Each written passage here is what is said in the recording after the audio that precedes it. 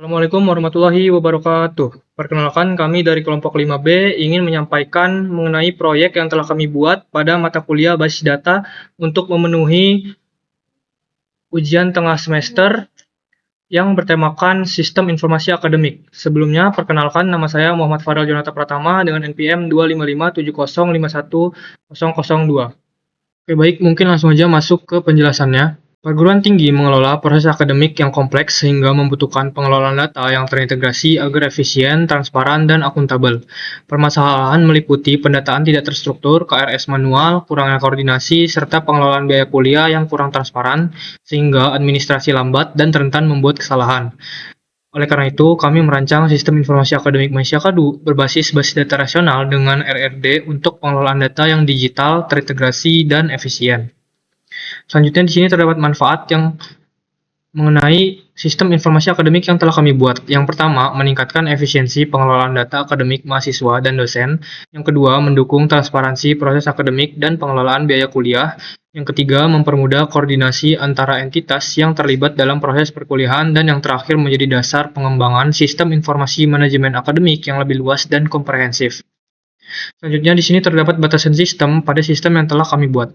Yang pertama, perancangan sistem masih difokuskan pada pembuatan model basis data menggunakan ERD untuk sistem informasi akademik Malaysia Kadu. Yang kedua, sistem yang dikembangkan masih berfokus pada pengelolaan data akademik utama seperti data mahasiswa, dosen, program studi, mata kuliah, pengisian KRS, serta pembayaran kuliah. Selanjutnya yang terakhir, sistem kami belum sepenuhnya mencerminkan kompleksitas sistem akademik yang sebenarnya, terutama dalam pengelolaan relasi yang lebih dinamis dan detail proses operasional. Materi selanjutnya akan dibahas oleh rekan saya. Nama saya Ridwan Saputra dengan IPN 2517-051052 yang akan membahas alur proyek Malaysia Kadu dan fitur-fitur di Malaysia Kadu itu sendiri. Dan saya akan menjelaskan sistem informasi akademik dan Malaysia Kadu.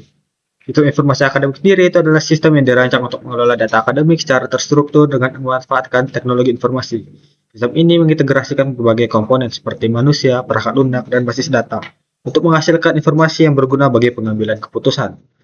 Malaysia Kadu sendiri itu adalah sistem yang dirancang untuk mendukung pengelolaan data akademik di lingkungan perguruan tinggi secara digital dan terintegrasi. Sistem ini mengelola berbagai aspek proses perkuliahan, mulai dari pendataan mahasiswa baru, pengelolaan program studi, pendataan dosen, pengampu, pengelolaan mata kuliah, dan pengisian KRS studi hingga manajemen biaya kuliah. Alur kerja sistem itu sendiri terdiri dari dosen bertugas mengelola data program studi, data dosen, dan data mata kuliah. Administrator itu berwenang untuk memvalidasi KRS mahasiswa dan mengelola tagihan biaya kuliah. Mahasiswa sendiri itu dapat mengakses sistem untuk mengisi KRS, melihat jadwal dan informasi mata kuliah, serta memantau status pembayaran biaya kuliah. Fitur sistem ini terdiri dari 5, yaitu adalah manajemen data mahasiswa, yaitu adalah pencatatan identitas lengkap, kontak, dan informasi akademik mahasiswa secara terstruktur. Yang kedua itu adalah pengelolaan program studi dan dosen. Ini sendiri untuk menyimpan informasi jenjang pendidikan, akreditasi prodi, serta data pengajar dan penempatannya. Yang ketiga itu adalah manajemen mata kuliah, itu untuk mengatur kurikulum yang mencakup jumlah SKS, semester pengajaran, dan penugasan dosen pengampu. Keempat adalah pengisian KRS. Fitur bagi mahasiswa ini untuk memilih mata kuliah setiap semester dengan sistem validasi otomatis. Yang kelima itu adalah manajemen biaya kuliah, itu sendiri untuk mencatat tagihan dan status pembayaran mahasiswa secara transparan dan memudahkan monitoringnya. Dan akan dilanjutkan oleh rekan saya. Perkenalkan, nama saya Dava Bagas Mariadi dengan NPM 251705185. Ini saya akan membahas tentang UI-nya. Oke, di sini saya akan langsung mendemokan UI-nya. Pertama sini ada di halaman login.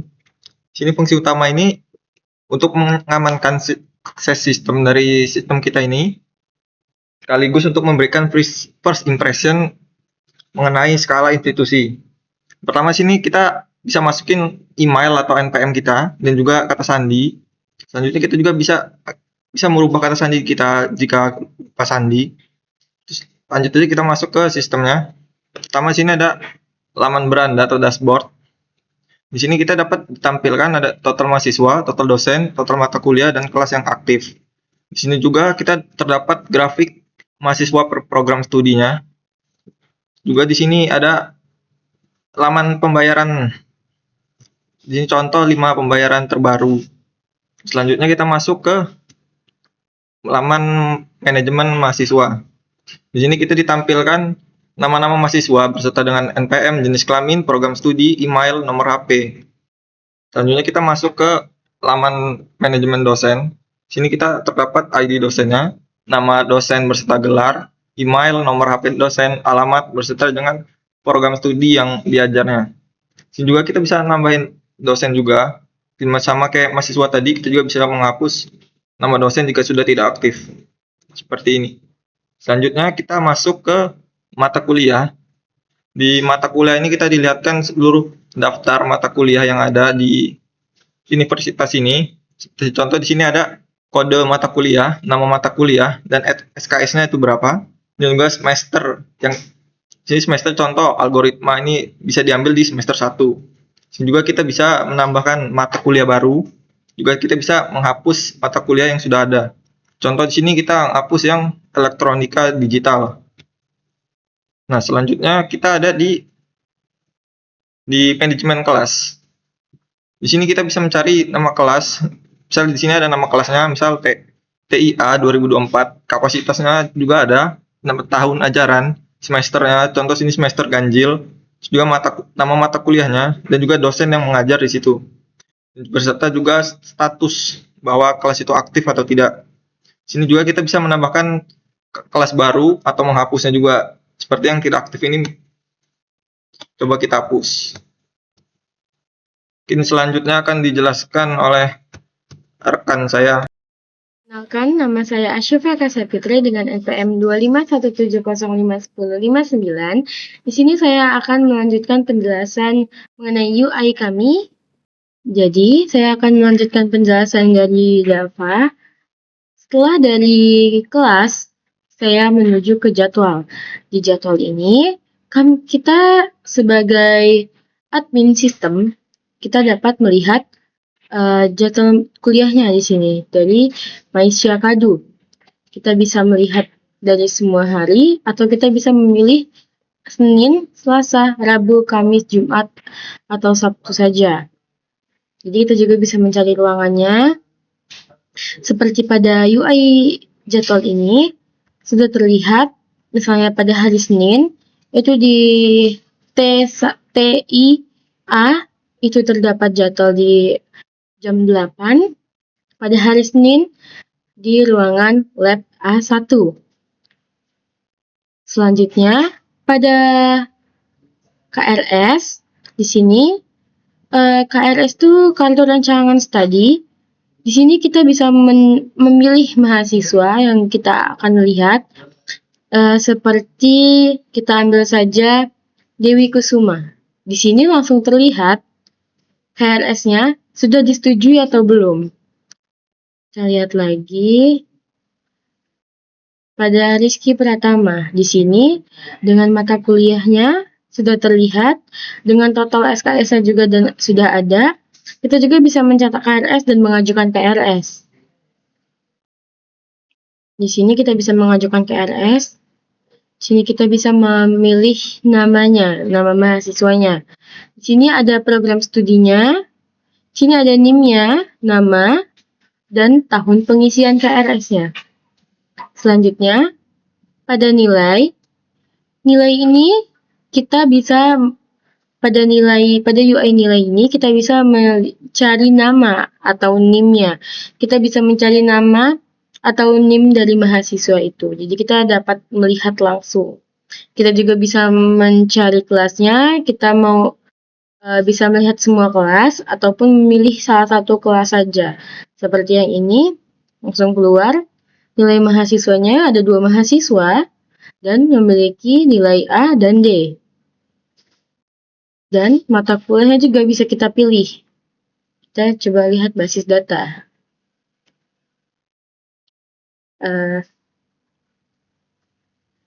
Ada 2. Selanjutnya, ada pembayaran. Pada pembayaran ini, di sini kita bisa melihat total tagihan, total lunas, dan total yang belum dibayar. kita bisa menambahkan tagihannya, nama mahasiswa, jenis pembayarannya, jumlah pembayaran, dan statusnya. Jadi ini kita sebagai admin kita bisa menambahkan ya untuk mahasiswa itu.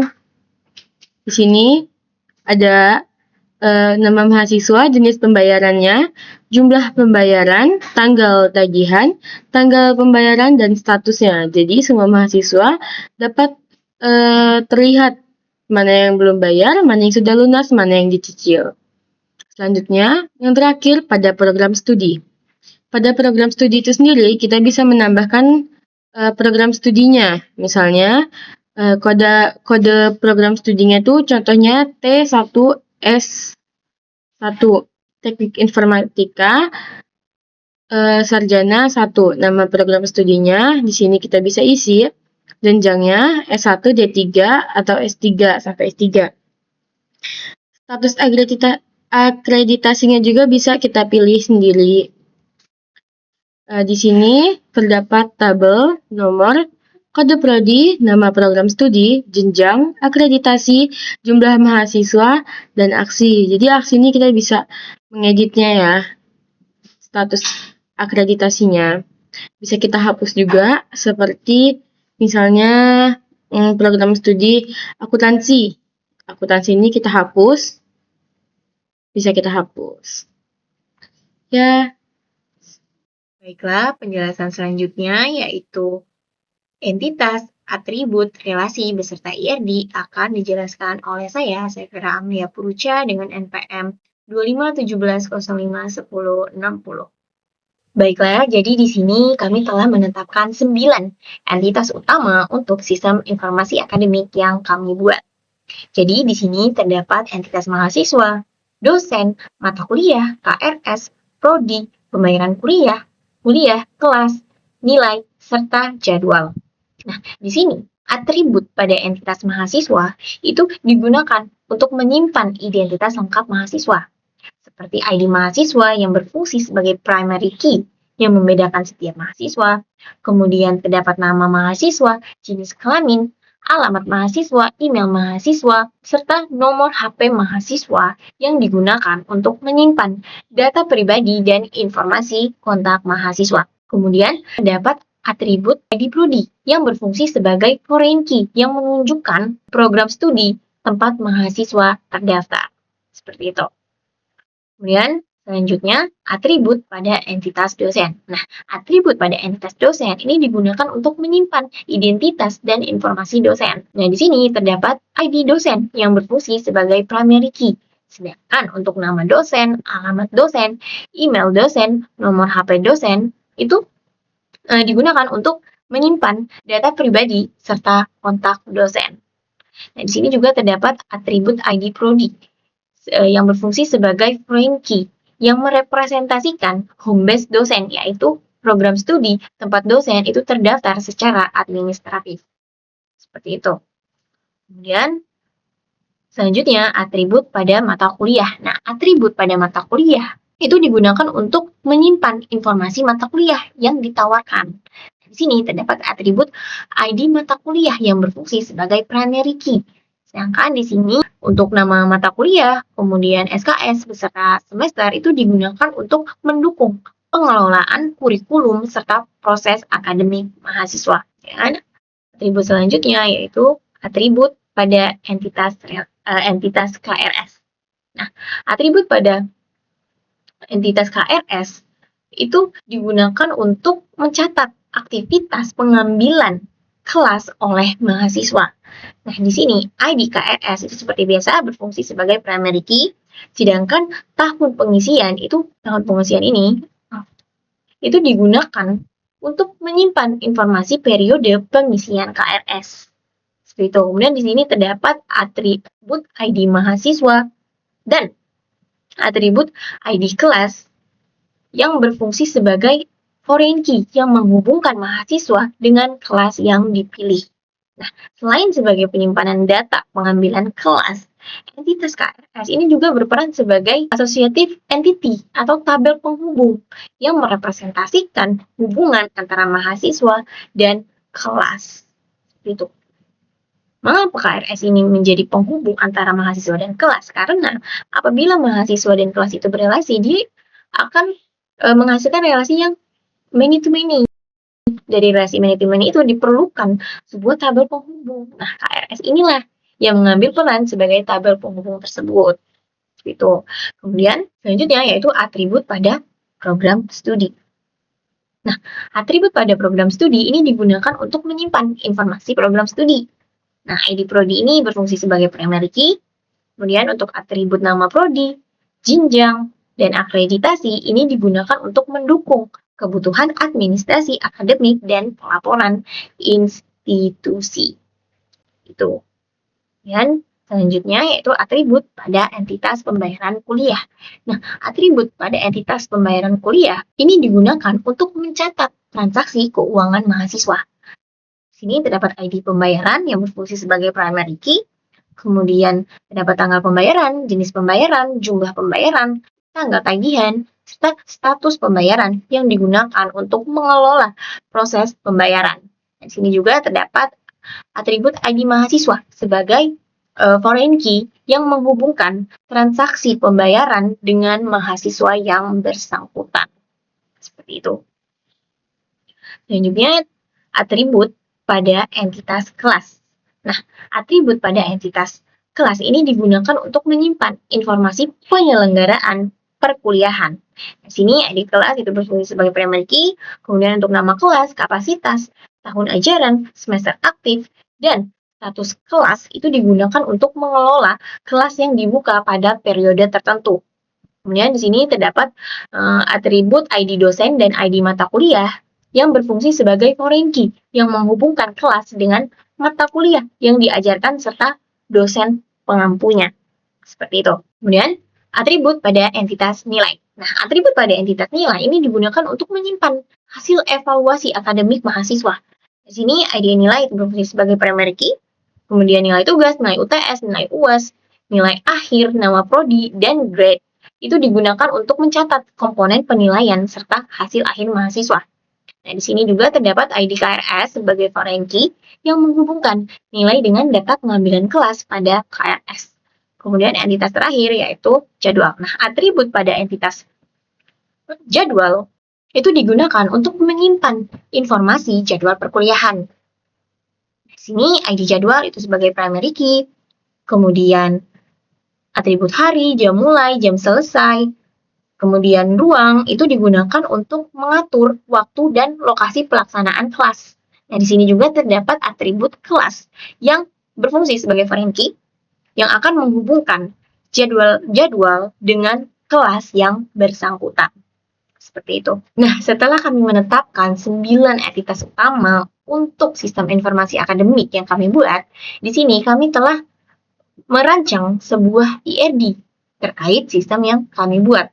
Nah, di sini terdapat keterangan-keterangan relasi antara entitas-entitas yang telah kami tetapkan. Nah, pertama di sini mungkin akan saya mulai dari relasi antara program studi dengan mahasiswa. Nah, di sini relasi antara program studi dan mahasiswa itu kami representasikan sebagai one to many. Seperti itu. Relasinya itu one to many, di mana satu program studi itu memiliki banyak mahasiswa, sedangkan setiap mahasiswa itu hanya terdaftar pada satu program studi tertentu. Nah, relasi ini kami tetapkan untuk merepresentasikan keterikatan administratif mahasiswa terhadap program studinya. Nah, keterikatan tersebut itu direpresentasikan melalui atribut ID prodi. Di sini ID prodi pada entitas mahasiswa yang berperan sebagai foreign key. Jadi ID prodi ini dia berperan sebagai foreign key dari tabel mahasiswa seperti itu. Kemudian relasi selanjutnya yang dapat kita lihat yaitu relasi antara program studi dengan dosen. Nah, relasi antara program studi dan dosen ini juga kami representasikan sebagai one to many. Seperti itu. Di mana satu program studi itu dapat memiliki banyak dosen, sedangkan setiap dosen itu hanya terdaftar pada satu program studi sebagai home base. Nah, relasi ini kami gunakan untuk menggambarkan hubungan administratif antara dosen dan program studi tempat dosen tersebut bernaung. Nah, keterikatan tersebut itu direpresentasikan melalui atribut prodi pada entitas dosen sebagai foreign key. Seperti itu. Kemudian relasi selanjutnya yaitu antara dosen dengan entitas kelas. Nah, relasi antara dosen dan kelas ini kami representasikan juga sebagai one to many, di mana satu dosen itu dapat mengajar beberapa kelas, sedangkan setiap kelas itu hanya memiliki satu dosen pengampu utama. Nah, relasi ini itu digunakan untuk menunjukkan penanggung jawab utama dalam pelaksanaan perkuliahan. Nah, keterikatan tersebut itu direpresentasikan melalui atribut ID dosen pada entitas kelas yang berperan sebagai foreign key, seperti itu. Kemudian, relasi selanjutnya yaitu antara mata kuliah sini dengan kelas.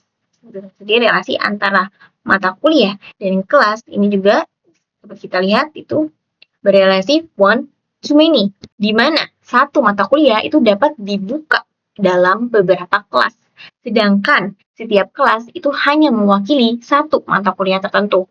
Nah, relasi ini memungkinkan adanya kelas paralel untuk mata kuliah yang sama.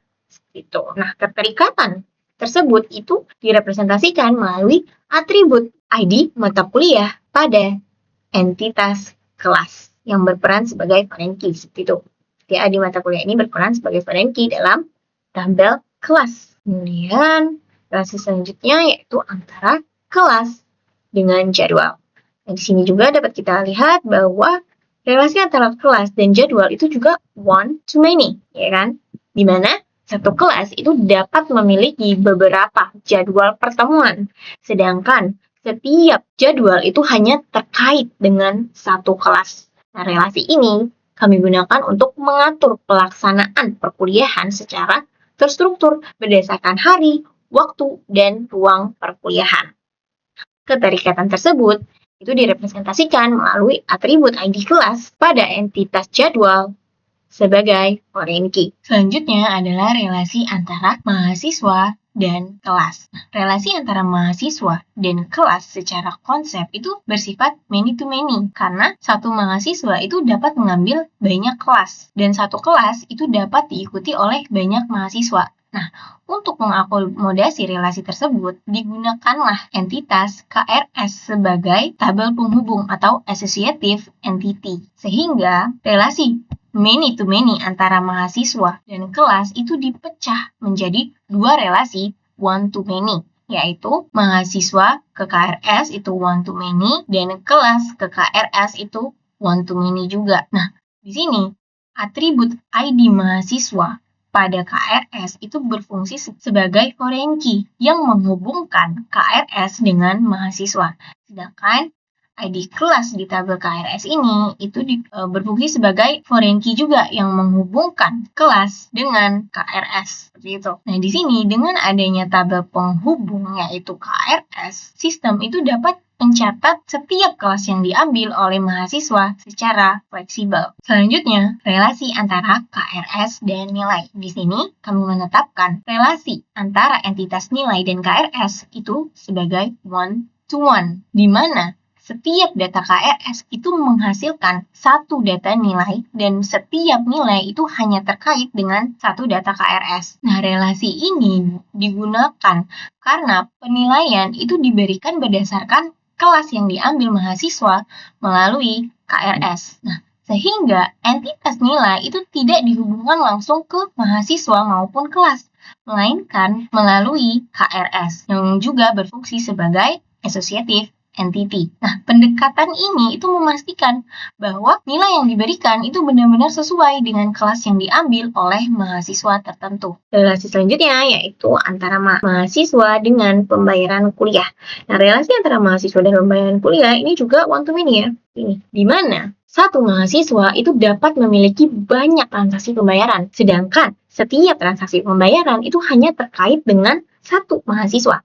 Nah, relasi ini kami gunakan untuk mencatat riwayat pembayaran mahasiswa. Nah, relasi ini kami gunakan untuk mencatat riwayat pembayaran biaya pendidikan selama masa studi mahasiswa. Nah, keterikatan tersebut itu direpresentasikan melalui ID mahasiswa nih pada entitas pembayaran kuliah yang berperan sebagai foreign key. Itu. ID mata kuliah ini berperan sebagai foreign key di entitas pembayaran kuliah. Ya, di sini saya akan membacakan kesimpulan dari kami tadi. Jadi perguruan tinggi itu mengelola proses akademi yang kompleks, sehingga membutuhkan pengolahan data yang terintegrasi agar efisien, transparan, dan akuntabel. Namun, masih terdapat permasalahan seperti pendataan yang tidak terstruktur, KRS manual, kurangnya koordinasi, serta pengelolaan biaya kuliah yang kurang transparan, sehingga administrasi lambat, rentan kesalahan, dan sulit dipantau secara real-time. Serta ketiadaan sistem terintegrasi yang menyulitkan monitoring akademik mahasiswa. Oleh karena itu, dirancang sistem informasi akademik berbasis data relasi dengan IRG mencakup mahasiswa, program studi, dosen, mata kuliah, KRS, dan biaya kuliah agar pengelolaan data akademik dapat dilakukan secara digital, terintegrasi, dan efisien.